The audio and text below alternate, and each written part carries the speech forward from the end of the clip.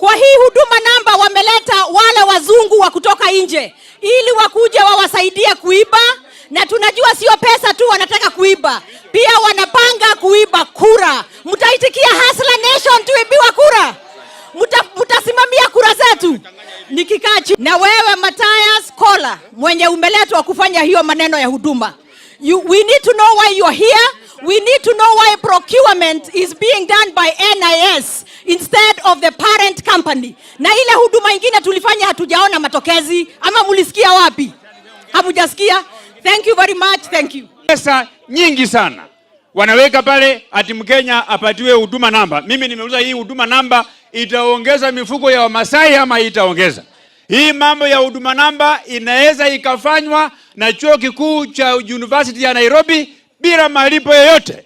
Na Wakenya hatutakubali pesa ya umma itumiwe na wahalifu kama kina Mathias Kola. Juzi wamesema kwamba kuna COVID-19 na COVID-19 ilikuwa tu homa. So mimi naambia serikali ya Kenya kama wako na pesa ya kutosha ile ambayo wanataka kuharibu na mhalifu anaitwa Mathias Kola, hiyo pesa yote ilipiwe watoto wa hustler. Indeed, our priority at the moment should be coming up with robust economic recovery programs and strategies and not rushing to implement unnecessary projects.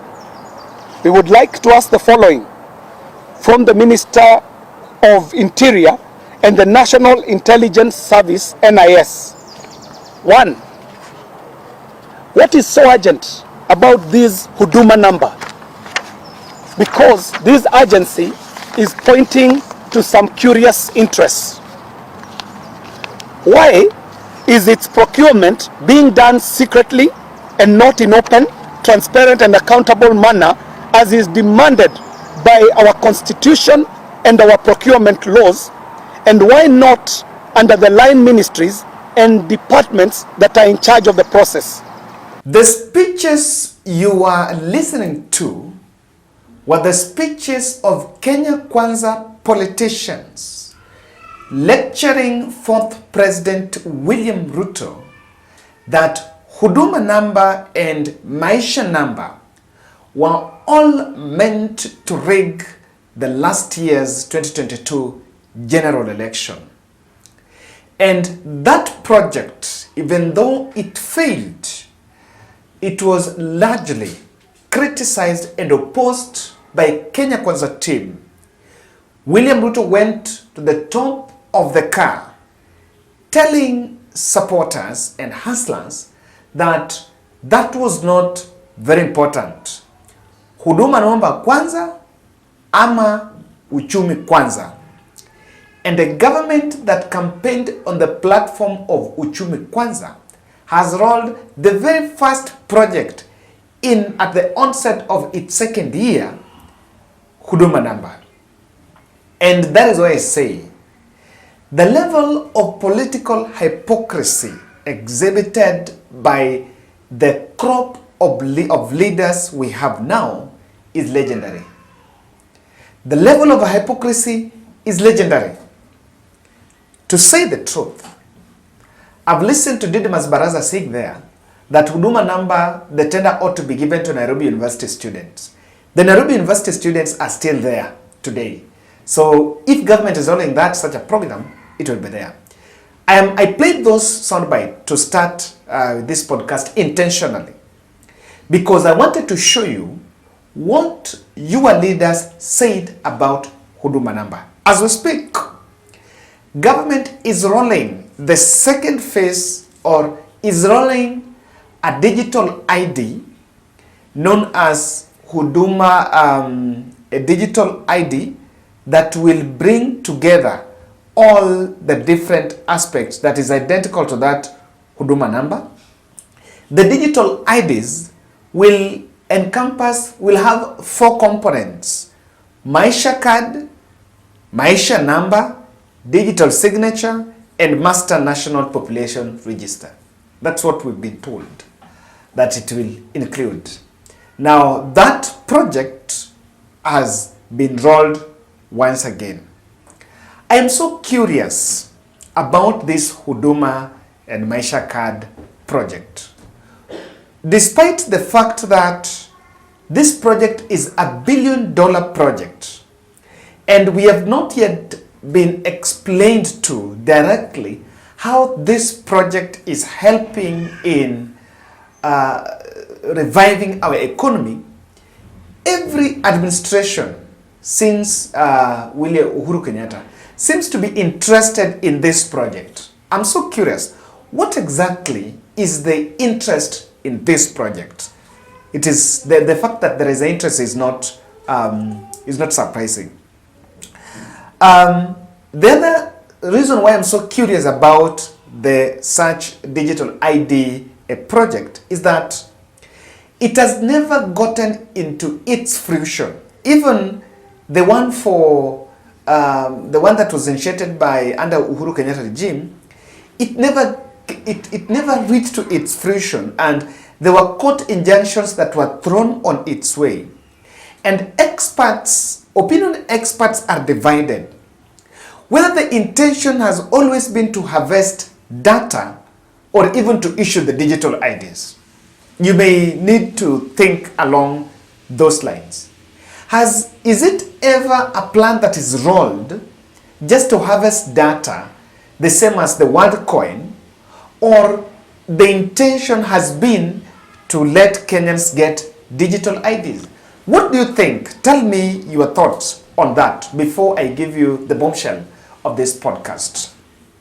As you ponder on that, consider contacting top mark movers. If you have house moving, office moving, moving your office items from one place to the other, fumigation, storage services, international moving, you need to contact top mark movers. Their website is www.topmarkmovers.com, and you can also contact them directly. The number is 0719 17 43 93. Top mark movers, they're saying quality is everything. Remember, Top Mark Movers is in partnership with the Bold podcast for this good news. Now, Kenya Kwanza believed economy first and now is spending taxpayers' billions to roll out a program that do not really relate to the issues of the economy. The two programs, this Huduma and this one of changing the police uniforms, we've actually been asking, and this has not been explained to the public. What value do they add as far as reviving the economy is concerned? And there is a general understanding that it's not adding. And if it's adding, then it's adding little value.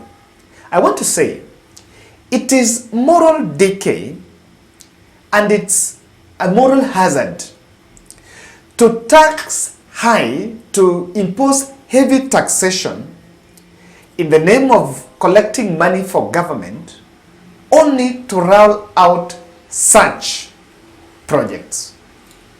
Honestly, we are taxing Mama Mboga, we are taxing everything, we are taxing literally everything. There is heavy taxation. Kenyans are struggling with education fees, how to fund university fees. Kenyans are struggling with the health burdens. Some of us, because we only do fundraisers to support those with the health burden. Every day, if I show you my message, my inbox, quite a number of messages that we receive, overwhelming. But then we can spend taxpayers' money on such a project. I want us to look at this. Screenshot. I got it from Boniface Mwangi.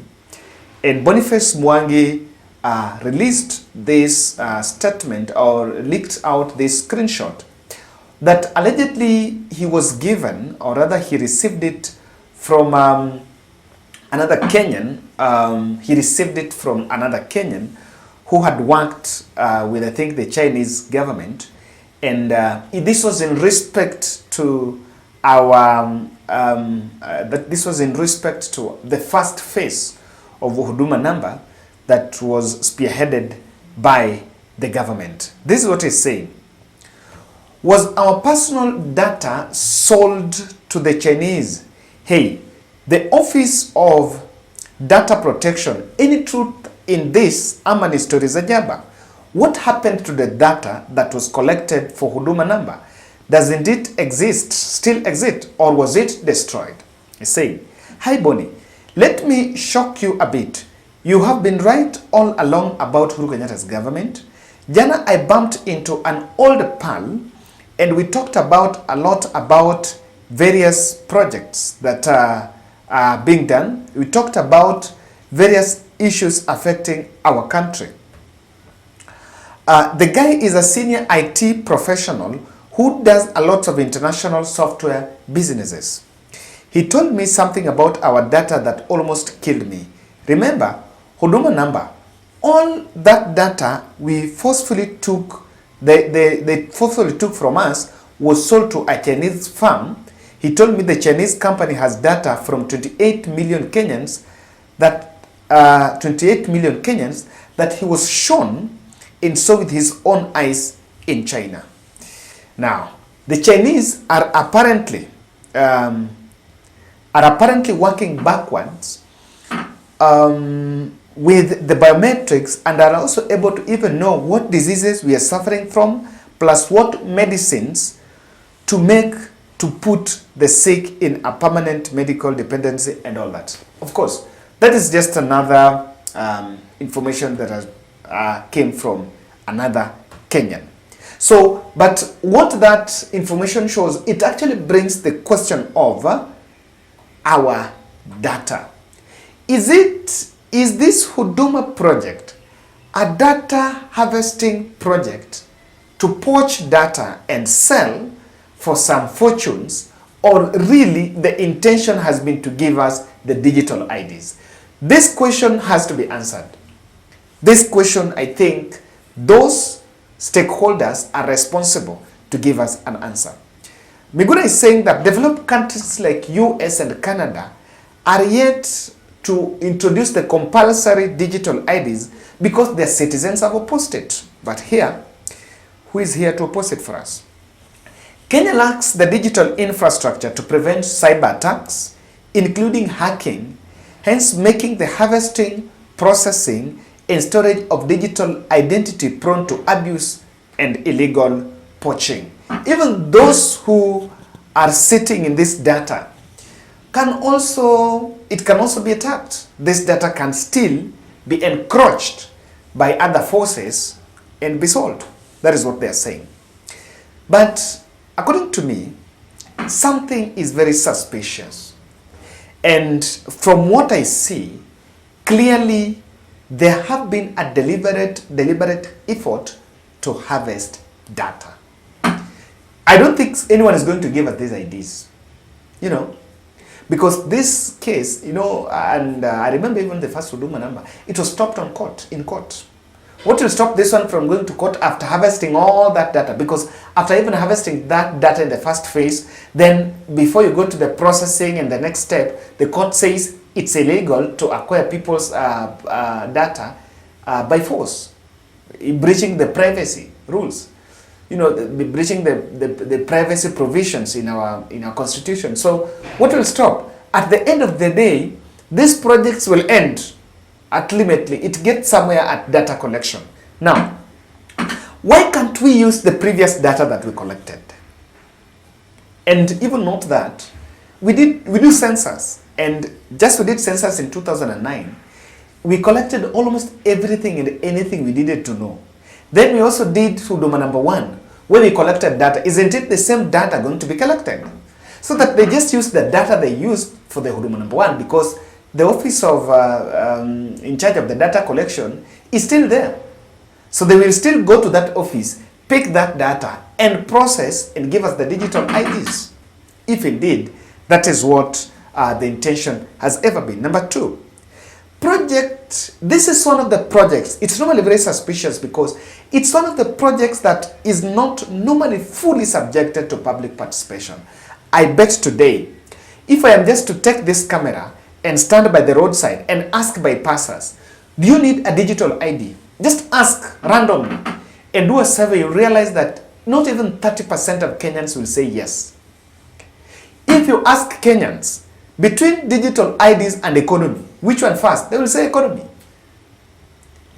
You can't subsidize a couple of other, you can't give people reprieve amidst the heavy taxation, but are telling them about digital IDs. Do they even see the essence? Is digital IDs going to help us get jobs? You know, that's the question.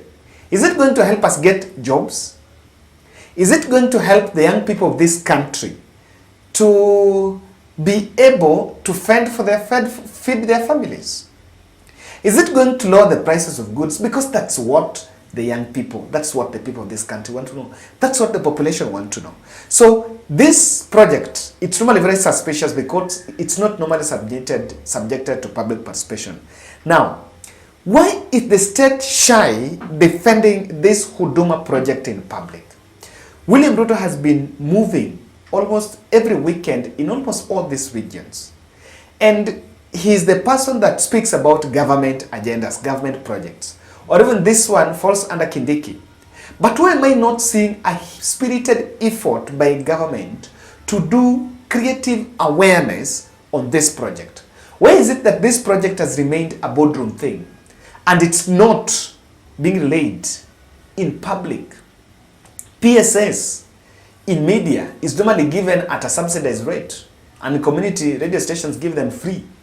We are not seeing public service announcements on such a project. Why has the political class remained tight-lipped? And remember, not only on the government side, even the Azimio side, the opposition side, they have not been so much brutal asking questions about this project. Ladies and gentlemen, on this one, it's a question of, is it necessary? Is it primary? Does it fall within the 6 pillars of the bottom-up economic model? Now that we were telling NGOs to ensure they align themselves with the bottom-up economic model, does this fall within it? Questions. More questions than answers on this one. But again, politics of interest. Thank you.